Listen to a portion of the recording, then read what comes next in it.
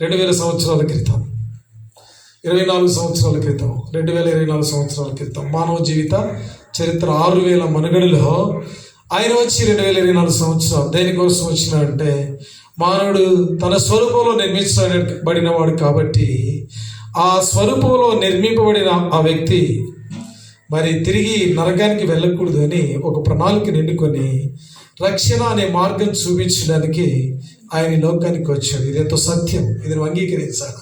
దేని నుంచి రక్షణ? పాపము నుండి రక్షణ. లోకంలో ఉన్న ప్రతి మానవుడు పాపి కనుక బైబిల్ చెబుతోంది, రోమపత్రిక 3:23, ఏ భేదము లేదు, అందరూ పాపం చేసి దేవుడు అనుగ్రహించు మహిమను పొందలేకపోవచ్చున్నారు. రోమపత్రిక 6:23 దేవుని వాక్యం చెబుతా ఉంది, బైబిల్ చెబుతా ఉంది. ఎలా అనగా పాపం వల్ల వచ్చే జీతం మరణం. అయితే మన ప్రభువైన యేసుక్రీస్తునందు ఆ దేవుని కృపావరం మన ప్రభువైన యేసుక్రీస్తునందు నిత్య జీవం. ఎవరైనా ఈ స్థలంలో మరి ఈ నూతన గృహ ప్రతిష్ట సందర్భంగా ఇంకా యేసుప్రభువు నమ్ముకోకపోతే యేసుప్రభువు నమ్మాల, అంగీకరించాలి. యేసుప్రభువు నిజమైన దేవుడు. The book of Jeremiah chapter 10 verse 10.